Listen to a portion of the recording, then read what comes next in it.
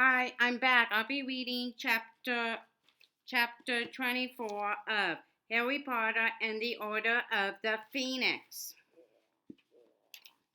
Chapter 24. OCCL UMENCY KREACHER. It transpired had been looking in the attic. Sirius said he had found him up there covered in dust, no doubt looking for more relics of the Black family to hide in his cupboard. Though Sirius seemed satisfied with their story, it made Harry uneasy. KREACHER seemed to be in a better mood on his reappearance.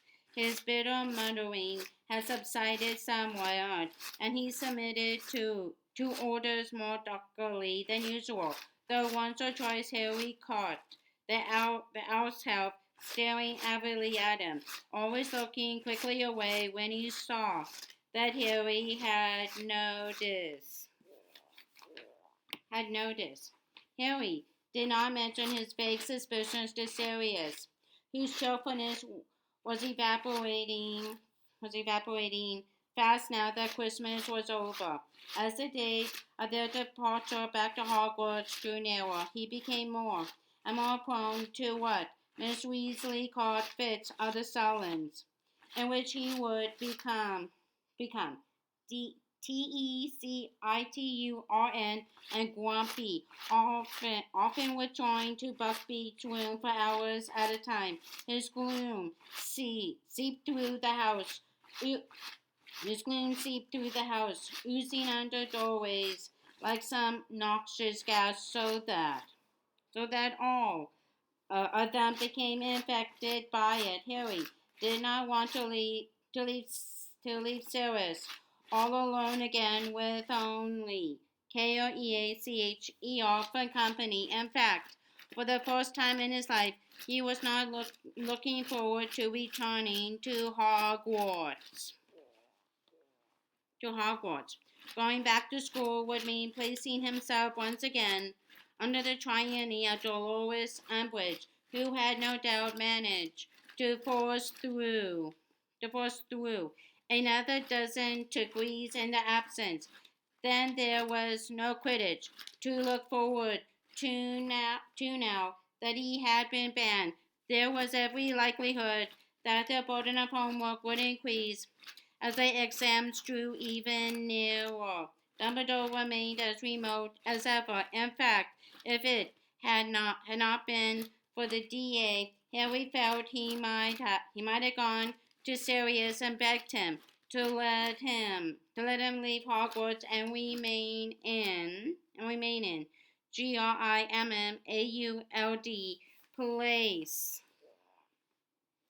place. Then on the very last day of the holidays, something happened that made Harry positively dread his return to school. Harry dear, said Miss Weasley, poking her head into his and Ron's bedroom, where the pair of them were playing wizard chess, watched by Hermione, Gingy, and Crookshanks. Could you come down to the kitchen? Professor Snap would like a word with you. Harry did not immediately register what she had said. One of his counselors was engaged in a violent tussle with a pawn of wands, and he was egging it on enthusiastically. Squish him, squash him. He's only a pawn, you idiot. Sorry, Miss Weasley. What did you say, Professor Snape there? In the kitchen. He'd like a word. Harry's mouth fell open in horror. He looked around at Ron, Hermione, and Gingy, all of whom were gaping back at him. Crookshanks, whom Hermione had been restraining with difficulty for the past quarter of an hour, leapt gleefully upon the board and set the pieces running for cover, squealing at the top of their voices. Snape, said Harry blankly. Professor Snape, dear, said Miss Weasley reprovingly. Now come on quickly. He says he can't stay long. Stay long. What's he want with you? Said Ron, looking unnerved as Miss Weasley withdrew from the room. From the room. You haven't done anything, have you? Have you? No, said Harry indignantly, racking his brains to think what he could have done that would make Snape pursue him too. Grimmauld place had his last piece of homework perhaps on the tea. He pushed open the kitchen door a minute or two later to find Sirius and Snape both seated at the long kitchen table glaring in opposite directions. The silence between them was heavy with mutual dislike. A letter lay open on the table. In front of Sirius, asked Harry to announce his presence. Snape looked around at him, his face framed between curtains of greasy black hair. Black hair. Sit down, Potter. You know, said Sirius loudly, leaning back on his chair legs and speaking to the ceiling. I think I prefer it if you didn't. Give orders here, Snape. It's my house, you see. An ugly flush surfaced Snape's pallid face. Harry sat down in a chair beside Sirius, facing Snape across the table. I was supposed to see you alone, Potter, said Snape, the familiar sneer curling his mouth but black. I'm his godfather, said Sirius, louder than ever. Louder than ever. I'm here on Dumbledore's orders, said Snape, whose voice, by contrast, was becoming more and more quietly warpish. But by all means, stay black. I know. You like to feel involved. What's that supposed to mean? Said Sirius, letting his chair fall back onto all four legs with a loud bang. Merely that, I am sure. You must feel frustrated by the fact that you can do nothing useful. Snape laid a delicate stress on the word for the order. For the order. It was Sirius' turn to flush. Snape slipped toward and Trumpy as he turned to Harry. The headmaster has sent me to tell you, Potter, that it is. This was for you to study OCCL UMENCY this term.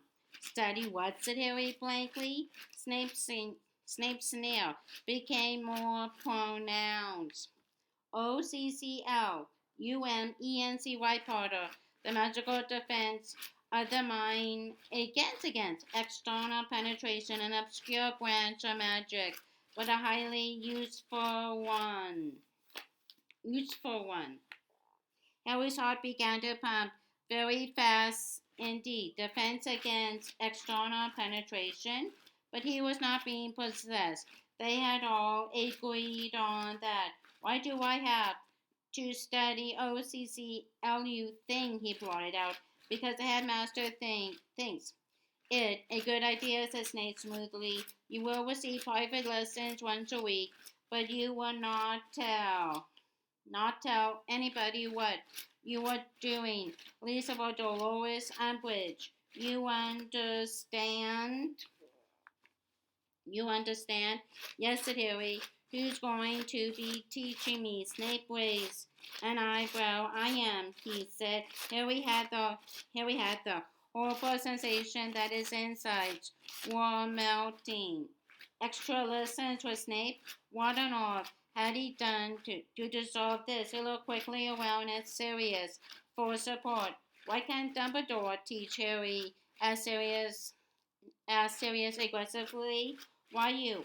I suppose because it is a headmaster's privilege to delegate less enjoyable tasks, said Snape softly. I assure you, I did not beg for the job. He got to his feet. I will expect you at 6 o'clock on Monday evening, Potter, my office. If anybody asks, you are taking REMEDIAL portions. Nobody who has seen you in my class. Couldn't I? Couldn't I? You need them. You need them. He turned to leave his black traveling cloak billowing behind him. Wait a moment, said Sirius, sitting up straighter in his chair. Snape turned back to face them, sneering. I am in rather a hurry, Black. Unlike you, I do not have unlimited leisure time. I will get to the point then, said Sirius, standing up. He was rather taller than Snape, who, Harry noticed, had balled his fist in the pocket of his cloak. Over what Harry was sure was the handle of his wand. If I hear you are using these OCCLUMENCY lessons to give Harry a hard time, you will have me to answer to. How touching, Snape sneered. But surely you have noticed that Potter is very like his father? Yes, I have, said Sirius proudly. Well then, you will know he is. He is so awoken at the criticism simply bounces off him, Snape said sleekly. Sirius pushed his chair roughly aside and strode around the table toward Snape, pulling out his wand as he went. Snape whipped out his own. They were staring up to each other, Sirius looked livid. Snape calculating, his eyes starting from Sirius' wand tip to his face. Sirius, said Harry loudly, but Sirius appeared not to hear him. I have warned you. Snivellus, said Sirius's face barely a foot from Snape's. I don't care if Dumbledore thinks you have reformed. I know better, but I know better. Oh, but why? But why don't? You. Tell him so, whispered Snape, or are you afraid he might not take the advice of a man who has been hiding inside his mother's house for 6 months? Very seriously, tell me, how is Lucius Malfoy these days? I expect he's delighted his lapdogs working at Hogwarts. Isn't he? Isn't he? Speaking of dogs, said Snape softly, did you know that Lewis Malfoy recognized you last time you whisked a little jaunt outside? Clever idea, Black. Getting yourself seen on a safe station platform gave you a cast iron excuse not to leave your hidey hole. In future, didn't it? Sirius raised his wand. No, here we are vaulting over the table and trying to get in between them. Sirius, don't. Are you calling me a coward? Roared Sirius, trying to push Harry out of the way, but Harry would not budge. Why, yes, I suppose I am, said Snape. Harry, get out of it, snarled Sirius, pushing him out of the way with his free hand. The kitchen door opened, and the entire Weasley family, plus Hermione, came inside, all looking very happy, with Mr. Weasley walking proudly in the midst, dressed in a pair of striped pajamas covered by a Macintosh. Cured, he announced brightly to the kitchen at large, completely cured. Completely cured. He and all the other Weasleys froze on the threshold, gazing at the scene in front of them, which was all, which was also suspended in mid-action. Both Sirius and Snape looking toward the door with their wands pointing into each other's faces, and Harry, immobile between them, a hand stretched out to each of them, trying to force them apart. Merlin's beard, said Mr. Weasley, the smile sliding off his face. What's going on here? Both Sirius and Snape lowered their wands. Harry looked from one to the other. Each wore an expression of uttermost contempt. Yet the unexpected entrance or so. Many witnesses seem to have brought them to their senses. Snape pocketed his wand, turned on his heel, and swept back across the kitchen, passing the Weasleys without comment. At the door, he looked back. 6 o'clock, Monday evening. Potter, Potter. He was gone. Sirius glared after him, his wand at his side. At his side. But what's been going on? Asked Mr. Weasley again. Nothing, Arthur, said Sirius, who was breathing heavily as though he had just run a long distance. Just a friendly little chat between two old school friends. School friends with what? With what? With what? Look like an enormous effort. He smiled. So, you were cured? That's great news. Really great. Really great. Yes, isn't it? Said Miss Weasley, leading her husband forward into a chair. He worked, SMETHWYCK worked. His magic in the end found an antidote to whatever that snake's got in its fangs, and Arthur's lawn. His lesson about dabbling in muggle medicine. Haven't you, dear? She added rather menacingly. Yes, Molly dear, said Mr. Weasley meekly. That night's meal should have been a cheerful one, with Mr. Weasley back amongst them. Harry could tell Sirius was trying to make it so. Yet when his godfather was not forcing himself to laugh loudly at Fred and George's jokes or offering everyone more food, his face fell back into a moody, brooding expression. Harry was separated from him by Mundungus and Mad-Eye, who had dropped in to offer Mr. Weasley their congratulations. He wanted to talk to Sirius, to tell him that he should not listen to a word Snape said. That Snape was goading him deliberately, and that the rest of them did not think Sirius was a coward for doing as Dumbledore told him and remaining in Grimmauld place, but he had no opportunity to do so, and wondered occasionally, eyeing the ugly look on Sirius' face, whether he would have dared to, even if he had the chance. Instead, he told Ron and Hermione under his voice about having to take OCCLUM lessons with Snape. Dumbledore wants to stop you having those dreams about Baltimore, said Hermione at once. Well, you won't be sorry not to have them anymore, will you? Extra lessons with Snape, said Ron, sounding aghast. I'd rather have the nightmares. They were to return to Hogwarts on the night bus the following day, escorted once again by Tonks and Lupin, both of whom were eating breakfast in the kitchen when Harry, Ron, and Hermione arrived there. Next morning, the adults seemed to have to happen. Midway through a whispered conversation when the door opened. All of them looked around hastily and fell silent.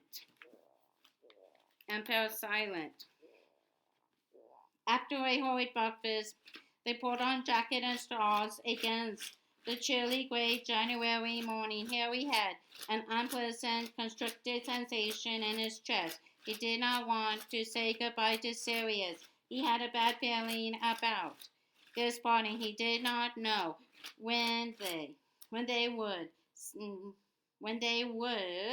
next see each other, and felt that it was incumbent upon him to say something to Sirius to stop him doing anything stupid.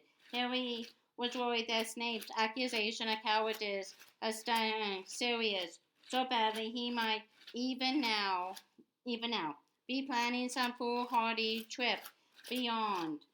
Grimmauld place. Before he could think of what to say, however, Sirius had beckoned him to his side. To his side. I want you to take this, he said quietly, thrusting a badly wrapped package roughly the size of a paperback book into Harry's hands. What is it? Harry asked. A way of, of letting me know if Snape's giving you a hard time. No, don't open it in here, said Sirius, with a weary look at Miss Weasley, who was trying to persuade the twins to wear hand-knitted mittens. I doubt Molly would approve, but I want you to use it if you need me, all right? All right. Okay, said Harry, stowing the package away in the inside pocket of his jacket, but he knew he would never use whatever it was. It would not be he, Harry, who lured Sirius from his place of safety, no matter how foully Snape treated him in the forthcoming OCCLU MENCY classes. Let's go then, said Sirius, clapping Harry on the shoulder and smiling grimly. And before Harry could say anything else, they were heading upstairs, stopping before the heavily chained and bolted front door, surrounded by Weasleys. Goodbye, Harry. Take care, said Miss Weasley, hugging him. See you, Harry, and keep an eye out for snakes for me, said Mr. Weasley, genially shaking his hand. Yeah, said Harry distractedly. It was his last chance to tell Sirius to be careful. He turned, looked into his godfather's face, and opened his mouth to speak. But before he could do so, Sirius was giving him a brief one-arm hug. He said gratefully, "Look after yourself, Harry." And next moment, Harry found himself being shuttled out into the icy winter air with Tonks, today heavily disguised as a tall, pretty woman with iron gray hair, shivering him down the steps. Down the steps. The door number 12 slammed shut behind them. They followed Lupin down the front steps. As he reached the pavement, Harry looked around. Number 12 was shrinking rapidly as those on either side of it stretched sideways, squeezing it out of sight. One blink later, it had gone. Come on, the quicker we get on the bus, the better, said Tonks, and Harry thought there was nervousness in the glance she threw around the square. Lupin flung out his right arm. Bang! A voluntarily purple triple-decker bus had appeared out of thin air in front of them, narrowly avoiding the nearest lamppost, which jumped backward out of its way. A thin, pimply, drug-eared youth in a purple uniform leapt down onto the pavement and said, "Welcome to the..." Yes, we know. Thank you, said Tonks swiftly. On, get on," and she shoved Harry forward toward the steps, past the conductor, who goggled at Harry as he passed. E-R-E. It's A-R-R-Y. If you shout his name, I will curse you into oblivion, muttered Tonks machinally, now shutting Gingy and Hermione forward. I have always wanted to go on. This thing said one, happily joining Harry on board and looking around.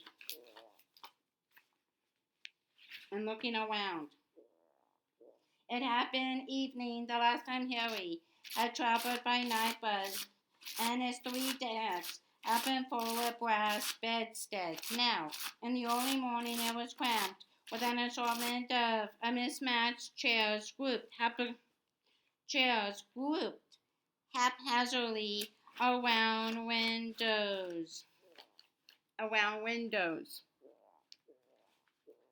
Some of these appeared to have fallen over when the bus stopped abruptly in Grimmauld place. A few witches and wizards were still getting to their feet, grumbling, and somebody's shopping bag had slid the length of, of the bus. An unpleasant mixture of frogs, spoon, cockroaches, and custard creams were scattered all over the floor.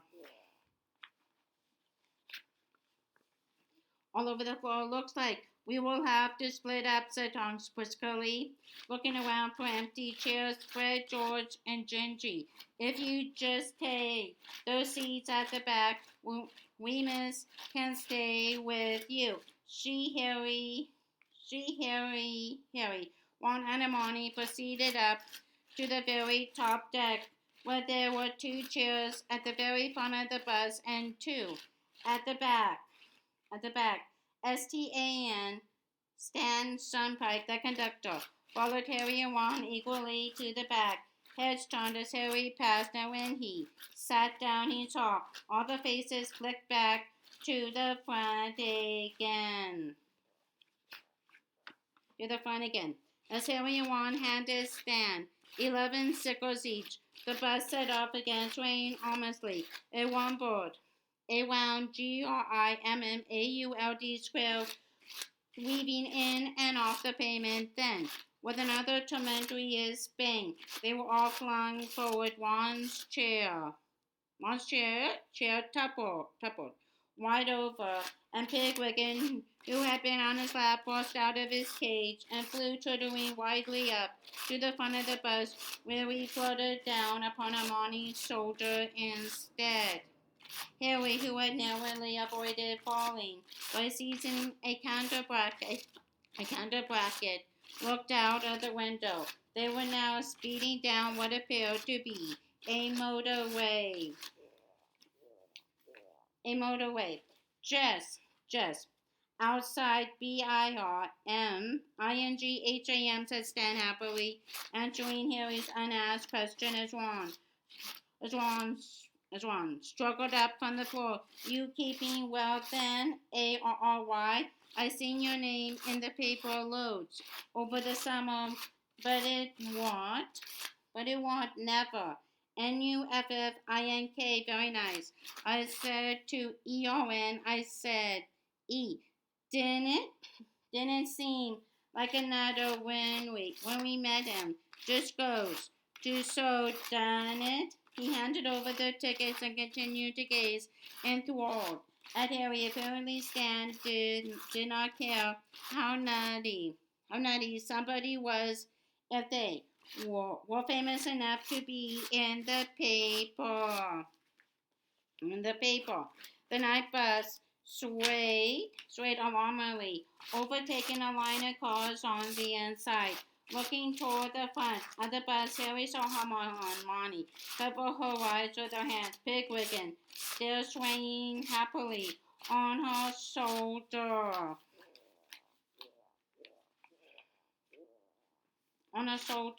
Bang! Chair slid backward again as the night bus jumped from the BIRMINGHAM motorway to a quiet country lane full of hairpin bends. Headwinds on either side of the road. Headwinds on either side of the road were leaping out of their way as they mounted the verges. From here, they moved to a main street in the middle of a busy town, then to a VIADUCT surrounded by tall hills, then to a windswept road between high-rise flats, each time with a loud bang. I had changed my mind, muttered Ron, picking himself up from the floor for the 6th time. I never want to ride on here again. Listen, it's Hogwarts. Stop after this, said Stan brightly, swinging toward them. The bossy woman up front. Got on with you. She's giving us a little tip to move you up the queue. the queue. We are just gonna let Madame Marsh off first, though. There was more wrenching from downstairs, followed by a horrible splattering sound. She's not feeling her best. Or best. A few minutes later, the night bus squeaked to a halt. Outside the small pub, it squeezed itself out of the way to avoid a collision. They could just stand, ushering the unfortunate Madame Marsh out of the bus, and there were relieving murmurings of her fellow passengers on the second deck. The bus moved on again, gathering speed until bang! They were rolling through a snowy Hogsmeade. Harry caught a glimpse of the Hog's Head down in Side Street, the several Boar's Head sign creaking in the wintering wind flecked the snow, hit the large window at the front of the bus. At last they rolled to a halt outside the gates to Hogwarts.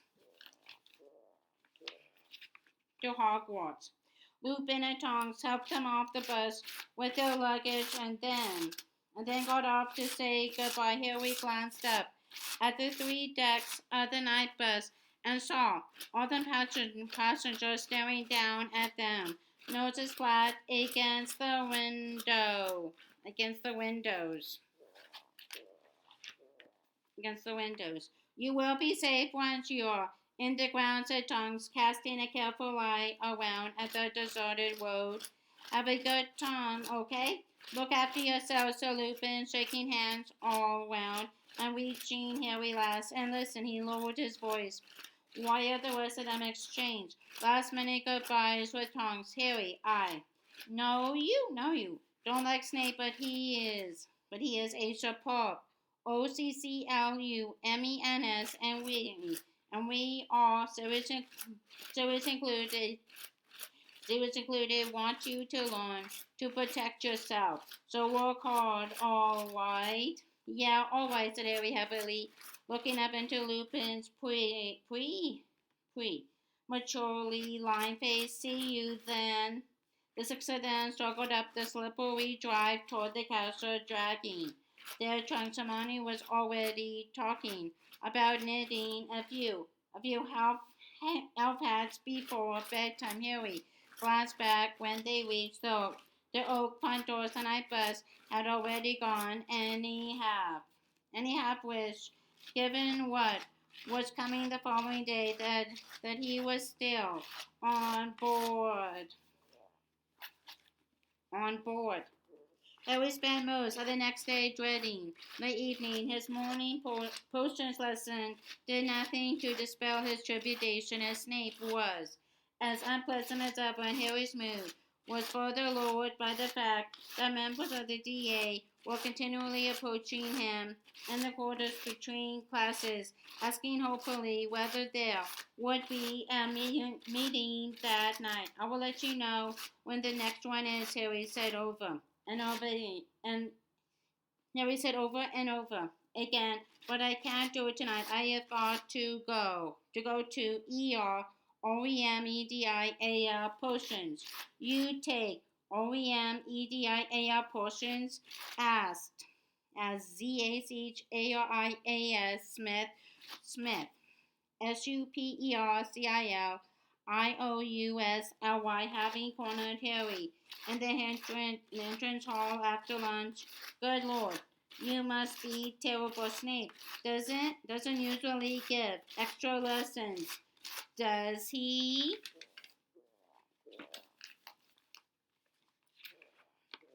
As Smith strode away in an annoyingly booing fashion, Ron glared after him. Shall I jinx him?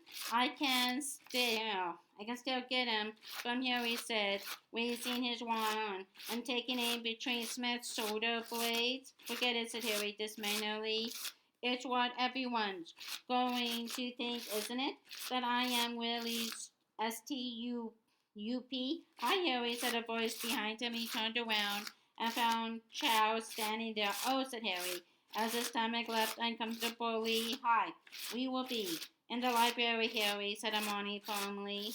and she seized Ron by the elbow and dragged him off toward the marble staircase. Toward the marble staircase. Had a good Christmas? asked Chow. Yeah, not bad, said Harry. Mine was pretty quiet, said Chow. For some reason, she was looking rather embarrassed. There's another Hogsmeade trip next month. Did you see the notice? What? Oh no, I haven't checked the notice board since I got back. Yes, it's on Valentine's Day, right? Said Harry, wondering why. She was telling him this. Well, I suppose you want to. Only if you do, she said equally. Harry stared. He had been about to say, I suppose you want to know when the next DA meeting is. But her response did not seem to fit IER. He said, oh, it's okay if you don't, she said, looking mortified. Don't worry, I will see you around. Around. She walked away. Harry stood staring after her, his brain working frantically. Then something clunked into place. Chow, hey, see it. Hey, Chow. He went after her, catching her halfway up the marble staircase. Here, do you want to come into Hogsmeade with me on Valentine's Day? Oh, yes, she said, blushing crimson and beaming at him. Right, well, that's settled then, said Harry, and feeling that the day was not going to be a complete loss after all. He headed off to the library to pick up Ron and Hermione before their afternoon lessons, walking in a rather bouncy way himself. By 6 o'clock that evening, however, even the glow of having successfully asked out Chow Chang was sufficient to lighten the moment, to lighten to lighten the omipom, to lighten the OMINOUS feelings that intensified with every step Harry took toward Snape's office. He paused outside the door when he reached it, wishing he were almost anywhere else. Then, taking a deep breath, knocked and entered. It was a shadowy room lined with shelves, bearing hundreds of glass jars in which floated slimy bits of animals and plants, suspended in variously colored portions. In a corner stood the cupboard full of ingredients that Snape had once accused Harry, not without reason, of robbing. Harry's attention was drawn toward the desk, however, where a shallow stone basin engraven with runes and symbols lay in a pool of candlelight. Harry recognized it at once. Dumbledore's pensive, wondering what on earth it was doing here. He jumped when Snape's cold voice came out of the corner.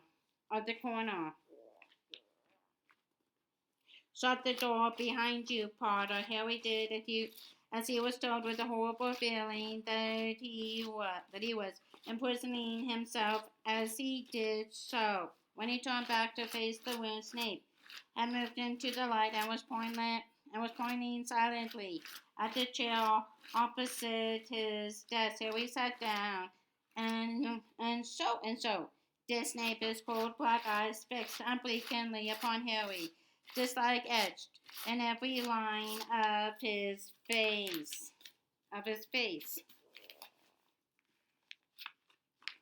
Well, Potter, you know why. You were here, he said. The headmaster has asked me to teach you OCCL, UMENCY. I can only hope that you prove more adept at it than potions, right? Said Harry tersely. This may not be an ordinary class, Potter, said Snape, his eyes narrowly violently, but I am still your teacher, and you will. Therefore, call me sir or professor at all times. Yes, sir, said Harry. Snape continued to survey him through narrowed eyes for a moment, then said, Now, OCCLUMEENCY, as I told you back in your day of Godfather's Kitchen. This branch of magic seals the mind against logical intrusion and influence. And why does Professor Dumbledore think I need a saw? Said Harry, looking directly into Snape's dark, cold eyes and wondering whether he would answer. He would answer. Snape looked back at him for a moment and then said, CONTEMPTUOUS solely. Even you could have worked that out by now, Potter. The Dark Lord is highly scared at LEGILIMENCY. What's that, sir? It is the ability to extract feelings and memories from another person's mind. He can read minds very quickly. His worst fears confirmed. You have no subtlety, Potter, said Snape, his dark eyes glittering. You do not understand fine distinctions. It is one other shortcomings that makes you such a LAMENTABLE who should make Snape pause for a moment, apparently to savor the pleasure of insulting Harry before continuing. Only Muggle talk of mind reading. The mind is not a book to be opened at will and examined at leisure. Thoughts are not etched on the inside of skulls to be pre-used by any invader. The mind is a complex and many-layered thing, Potter, or at least most minds are. He smirked. It is true, however, that those who have mastered LEGILIMENCY are able, under certain conditions, to devolve into the minds of the victims and to interpret their findings correctly. The Dark Lord, for instance, always knows when somebody is lying to him. Only those skilled at OCCLUMENCY are able to shut down those feelings and memories that contradict the lie, and so other falsehoods in his presence without detection. Whatever Snape said, LEGILIMENCY sounded like mind reading to Harry, and he did not like the sound of it at all. So he could know what we are thinking right now, sir. The Dark Lord is at a considerable distance, and the walls and grounds of Hogwarts are guarded by many ancient spells and charms to ensure the bodily and mental safety of those who dwell within them. Says Snape, time and space matter in Magic, Potter. Eye contact is often essential too. LEGILIMENCY. Well then, why do I have to learn OCCLUMENCY? Snape eyed Harry, tracing his mouth with one long thin finger as he did so. The usual rules do not seem to apply with you, Potter. The curse that failed to carry you seems to have forged some kind of connection between you and the Dark Lord. The evidence suggests that, at times, when your mind is most relaxed and vulnerable, when you are asleep, for instance, you are sharing the Dark Lord's thoughts and emotions. Their master thinks it. That master thinks it. In. Thinks it. Thinks it. In. Thinks it inadvisable for this to continue. He wishes me to teach you how to close your mind to the Dark Lord. To the Dark Lord. Harry's heart was pumping fast again. None of this added up. But why does Professor Dumbledore want to stop it? He asked abruptly. I don't like it much, but it's been useful, hasn't it? I mean, I saw that snake attack Mr. Weasley, and if I hadn't, Professor Dumbledore wouldn't have been able to save him, would he, sir? Snape stared at Harry for a few moments, still tracing his mouth with his finger. When he spoke again, it was slowly and deliberately, as though he weighed every word. It appears that the Dark Lord has been unaware of the connection between you and himself until very recently. Up till now, it seems that you have been experiencing his emotions and sharing his thoughts without his being any the wiser. However, the vision you had shortly before Christmas, the one with the snake and Mr. Weasley. Do not interrupt me, Potter, said Snape in a dangerous voice. As I was saying, the vision you had shortly before Christmas represented such a powerful incursion upon the Dark Lord's thoughts. I saw inside the snake's head, not his. I just told you not to interrupt me, Potter.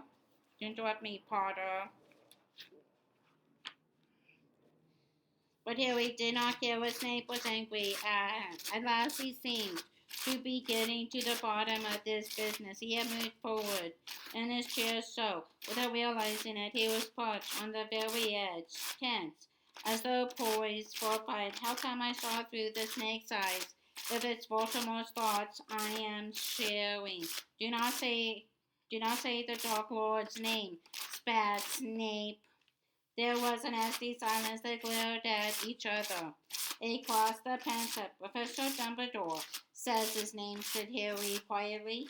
Dumbledore is an extremely powerful wizard, Snape muttered, while he may feel secure enough to use the name. The rest of us, he rubbed his left forearm, apparently unconsciously, on the spot where Harry knew the dark mark was burned into his skin. I just wanted to know, Harry began again, forcing his voice back to politeness. Why, you seem to have visited the snake's mind because that was where the Dark Lord was at that particular moment, snarled Snape. He was possessing the snake at the time, and so you dreamed. You were inside it too, and well, he realized I was there. It seems so, said Snape coolly. How do you know? Said Harry urgently.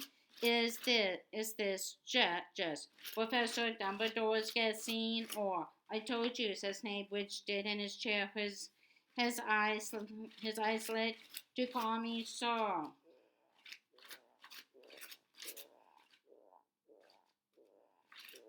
Sir. Yes, sir, said Harry impatiently. But how do you know it is enough that we know, said Snape repulsively. The important point is that the Dark Lord is now aware that you are gaining access to his thoughts and feelings. He has also deduced that the process is likely to work in reverse. That is to say, he has realized that he might be able to access your thoughts and feelings in return. And he might try and make me do things as Harry, sir. He added hurriedly. He might, said Snape, sounding cold and unconcerned, which brings us back to OCCLUMENCY. Snape pulled out his wand from an inside pocket of his robes, and Harry tensed in his chair. But Snape Merely raised the wand to his temple and placed its tip into the greasy roots of his hair. When he withdrew it, some silvery substance came away, stretching from temple to wand, like a thick Gossamer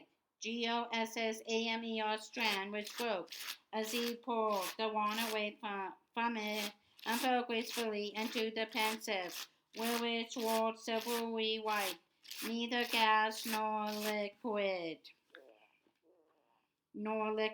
Twice more Snape raised the wand to his temple and deposited the silvery substance into the stone basin. Then, without offering any explanation of his behavior, he picked up the pensive carefully, removed it to a shelf out of the way, and returned to face Harry with his wand held at the ready. Stand up and take out your wand, Potter.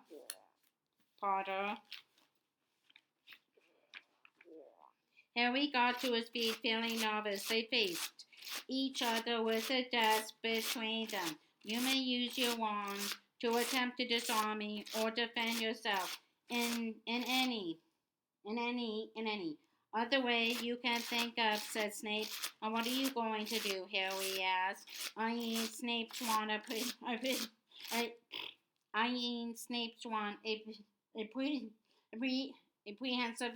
I am about to attempt to break into your mind, said Snape softly. We are going to see how well you resist. I have been told that you have already shown aptitude at resisting the imperious curse. You will find that a similar powers are needed for this. Brace yourself now.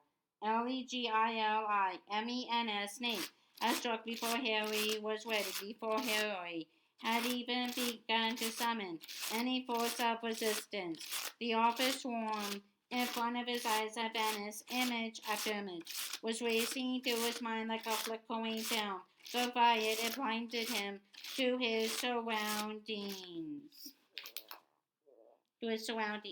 He was 5, watching Dolly riding a new red bicycle, and his heart was bursting with jealousy. He was 9, and Whipple, the bulldog, was chasing him up a tree in the Dursleys. Were laughing below on the lawn he was sitting under the sorting hat, and it was telling him he would do well in Slytherin. Hermione was lying in the hospital wing, her face covered with thick black hair. 100 Dementors were closing in on him beside the dark lake. Cho Chang was drawing nearer to him under the mistletoe.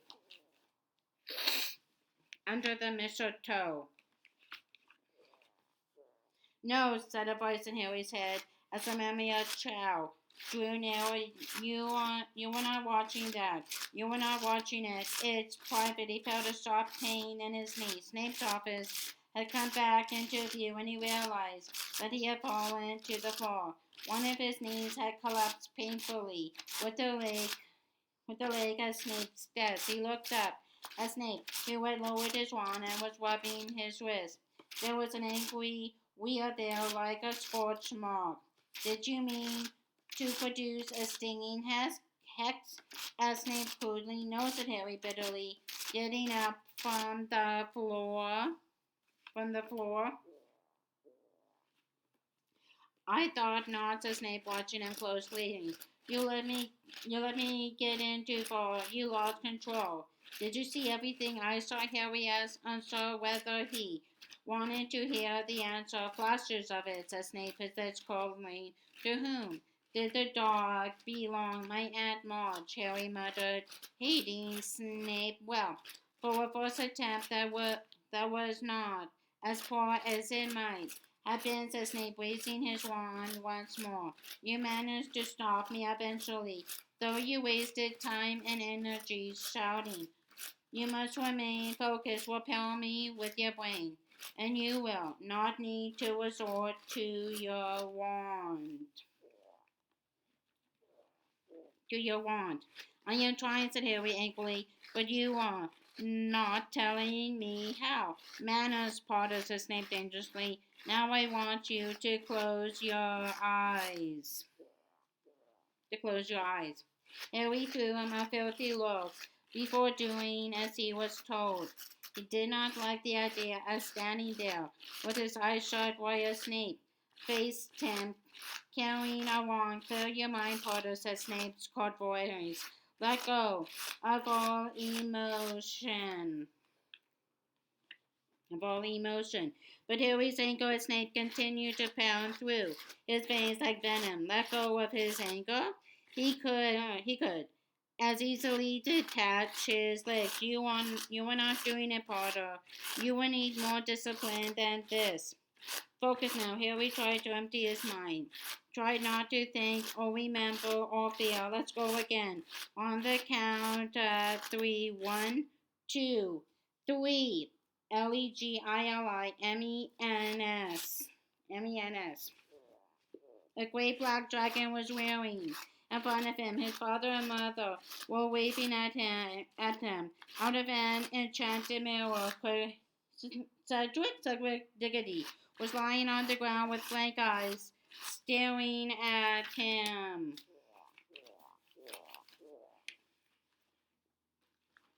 No! He was on his knees again, his face buried in his hands, his brain aching, as though someone had been trying to pull it from his skull. Get up, said Snape sharply. Get up. You are not trying. You are making no effort. You are allowing me access to memories you fear. Handing me weapons. Harry stood up again, his heart thumping wildly, as though he had really just seen Cedric dead in the graveyard. Snape looked paler than usual and angrier, though not nearly as angry as Harry was. I am making an effort, he said through clenched teeth. I told you to empty yourself of emotion, yeah? Well, I am finding that hard at the moment, Harry snarled. Then you will find yourself easy prey for the Dark Lord, said Snape savagely. Fools who wear their hearts proudly on their sleeves, who cannot control their emotions, who wallow in sad memories and allow themselves to be provoked this easily. Weak people, in other words, they stand no chance against his powers. He will penetrate your mind with absorbed ease. Potter. I am not weak, said Harry, in a low voice, fury now pumping through him, so that he thought he might attack Snape in a moment, then prove it. Master yourself, spat Snape. Control your anger, discipline your mind. We shall try again. Get ready now. Legilimen's. He was watching Uncle Vernon hammering the letter box shut. 100 Dementors were drifting across the lake in the ground toward them. He was running along a windowless passage with Mr. Weasley. They were drawing nearer to the plain black door at the end of the corridor. Harry expected to go through it, but Mr. Weasley led him off to the left, down a flight of stone steps. I know. He was on all fours again on Snape's office floor. His skull was prickling unpleasantly, but the voice that had just issued from his mouth was triumphant. He pushed himself up again to find Snape staring at him, his wan raised. He looked as though this time Snape had lifted the spell before Harry had even tried to fight back.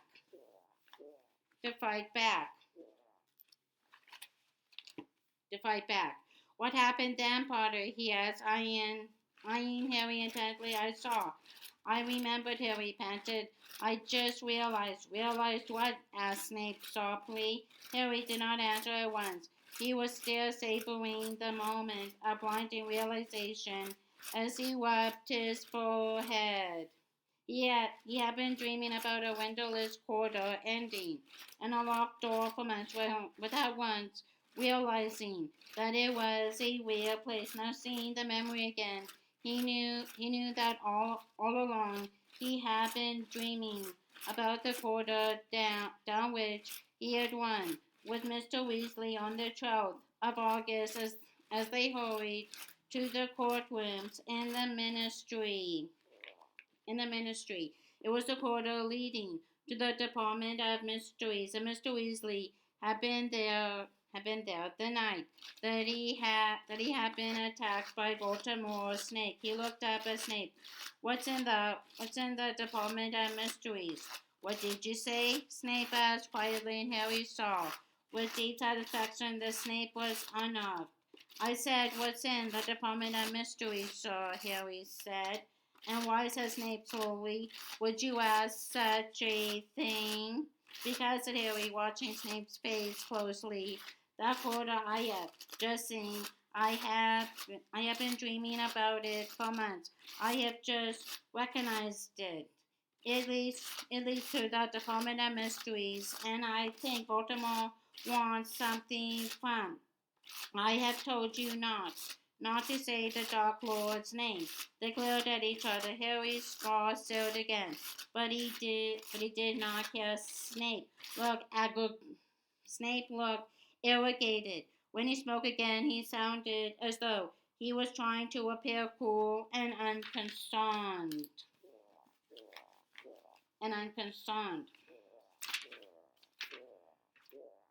There are many things in the Department of Mysteries, Potter, few of which you would understand and none of which concern you. Do I make myself plain? Yes, said Harry said, still rubbing his sprinkling scar, which was becoming more painful. I want you back here, same time on Wednesday, and we will continue work then. Fine, said Harry. He was desperate to get out of Snape's office and find Ron and Hermione. You are to rid your mind of all emotion every night before sleep. Empty it. Make it blank and calm. You understand? Yes, said Harry. He was barely listening. And be warned, Potter. I shall know if you have not practiced. Not practiced. Right, Harry mumbled. He picked up his school bag, swung it over his shoulder, and hurried toward the office door. As he opened it, he glanced back at Snape, who had his back to Harry and was scooping his own thoughts out of the pencil with the tip of his wand and replacing them carefully inside his own head. Harry left without another word, closing the door carefully behind him and skull, still throbbing painfully. Harry found Ron and Hermione in the library, where they were working on Umbridge's most recent ream of homework. Other students, nearly all of them fourth years, sat at lamplit tables nearby, noses close to books, quills scratching feverishly while the sky outside the MULLIONED windows grew steadily blacker. The only other sound was the slight squeaking of one of Madame Prince's shoes as the librarian plowed the aisles mentally, breathing down the necks of those touching her precious books. Harry felt shivering. His skull was still aching. He felt almost feverish. When he sat down opposite Ron and Hermione, he caught sight of himself in the window opposite. He was very white, and his skull seemed to be showing up more clearly than usual. How did it go? Hermione whispered, and then, looking concerned, are you? All right, Harry. Yeah, fine. I don't know, said Harry impatiently, wincing as pain shot through his skull again. Listen, I had just realized something, and he told them what he had just seen and to do. So, are you saying? Whispered Ron as Madame Pince swept past, squeaking slightly, that the weapon, the thing you know who's after, is in the mystery magic in the Department of The Department of Mystery. It's got to be, Harry whispered. I saw that door when your dad took me down to the courtrooms for my hearing, and it's definitely the same one he was guarding when the snake bit him. And the snake bit him. Hermione let out a long, slow sigh. Of course, she breathed. Of course, what? Said Ron rather impatiently. Ron, think think about it. Sturgis was trying to get through a door at the ministry. A magic. It must have been that one. It's too much of a coincidence. How come Sturgis was trying to break in when he's on our side, said Ron. Well, I don't know, Hermione admitted. That is a bit odd. So what? In the Department of Mysteries, Harry asked Ron. Has your dad ever mentioned anything about it?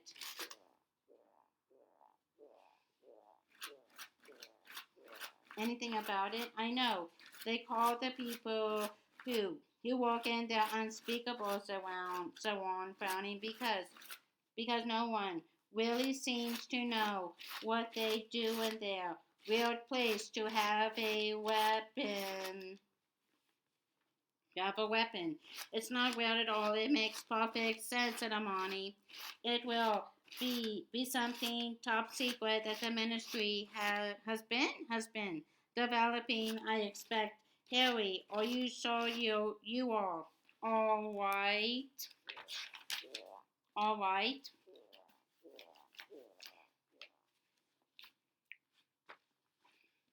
For Harry had just won both his hand. Uh, had just won both. His hands hard over his forehead as though trying to iron it. Yeah, fine, he said, lowering his hands, which were trembling. I just feel a bit. I don't like OCCLUMENCY much. I expect anyone would feel shaky if they had their mind attacked over and over again, said Hermione sympathetically. Look, let's get back to the common room. We will be a bit more comfortable there. The common room was packed and full of shrieks, laughter, and excitement. Fred and George were demonstrating their latest bit, a joke shop merchandise. Merchandise. Headless hat, shouted George as Fred waved. A pointed hat, decorated with a fluffy pink feather at the watching students. 2 gallons each. Watch Fred now. Fred swept the hat onto his head, beaming. For a second, he merely looked rather stupid. Then both hat and head vanished. Several girls screamed, but everyone else was roaring with laughter. With laughter. Was roaring with laughter. And off again shouted George, and Fred's hand gripped for a moment, and what seemed to be thin air over his shoulder. Then his head reappeared as he swept the pink feathered hat from it again. How do those hats work then? Said Hermione, distracted from her homework and watching Fred and George closely. I mean, obviously, it's some kind of invisibility spell, but it's rather clever. To have extended the field of invisibility beyond the boundaries of the charmed object. I imagine the charm wouldn't have a very long life, though. Harry did not answer. He was still feeling ill. I'm going to have to do this tomorrow, he muttered, pushing the books he had just taken out of his bag back inside it. Well, write it in your homework planner then, said Hermione encouragingly, so you don't forget. So you don't forget.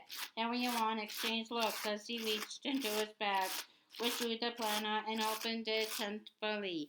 Don't leave it till later, you big second waiter, chittered the book as Harry scribbled down Umbridge's homework. Hermione beamed at it. I think I will go to bed, said Harry, stuffing the homework planner back into his bag and making a mental note to drop it in the fire the first opportunity he got.